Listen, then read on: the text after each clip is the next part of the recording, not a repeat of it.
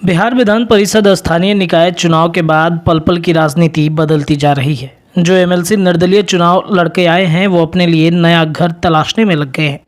इस क्रम में आज निर्दलीय विधान पार्षद सच्चिदानंद राय जेडीयू के राष्ट्रीय अध्यक्ष ललन सिंह से मिलने उनके आवास गए। दोनों नेताओं के बीच में लगभग 1 घंटे तक की बातचीत हो रही है। बताया जा रहा है कि दोनों नेताओं ने आपस में मिलकर आने वाले समय के लिए राजनीतिक खिचड़ी पकानी शुरू कर दी है। बता दें कि सारण से सच्चिदानंद राय ने विधान परिषद का स्थानीय निकाय से निर्दलीय चुनाव लड़कर आए थे। इस विधान परिषद चुनाव में काफ़ी सुर्खियों में सच्चिदानंद राय रहे थे।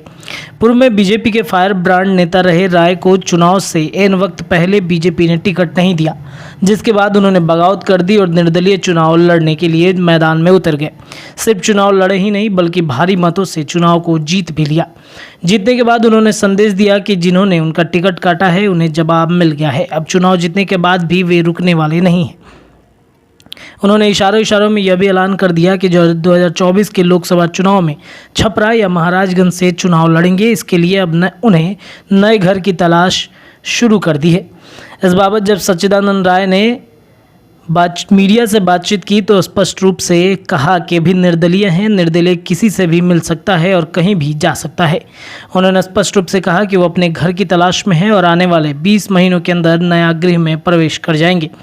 उन्होंने जाहिर कर दिया कि वे किसी भी दल में जा सकते हैं। बताया जा रहा है कि जब सच्चिदानंद राय और ललन सिंह ने बंद कमरे में लगभग आधे घंटे तक बातचीत की, तब सच्चिदानंद राय ने बताया कि पॉलिटिक्स नेता अब आपस में मिलेंगे तो पॉलिटिक्स पे ही बात होगी, लेकिन उन्होंने ये नहीं बताया कि किन मुद्दों पर बातचीत हुई है। उन्होंने इतना ज़रूर कहा कि इन सारी बातों को वक्त पर छोड़ दीजिए।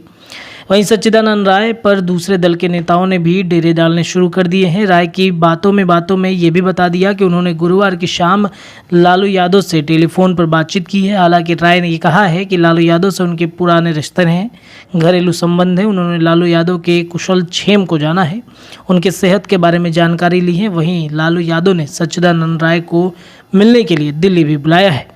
अब देखने वाली बात होगी कि सच्चिदानंद राय किसके साथ जा सकते हैं, लेकिन सच्चिदानंद राय के लगातार बिहार के तमाम पार्टी के राजनीति दलों के नेताओं से मिलने का जो सिलसिला है वो लगातार जारी है। आपको बता दें कि बिहार के पंचायती राज मंत्री सम्राट चौधरी से भी बातचीत हुई थी सच्चिदानंद राय की। वहीं अब ललन सिंह के जदयू के राष्ट्रीय अध्यक्ष ललन सिंह से मुलाकात पर कहीं ना कहीं बिहार के राजनीतिक गलियारों में अब चर्चा का विषय सच्चिदानंद राय लगातार बनते हुए नजर आ रहे हैं।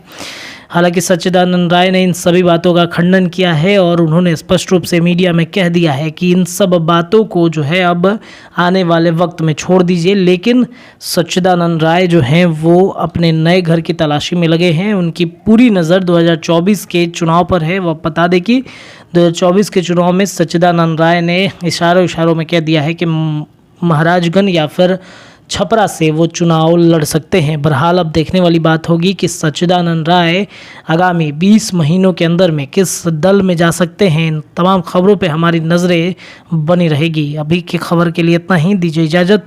बहुत धन्यवाद सभी दर्शकों।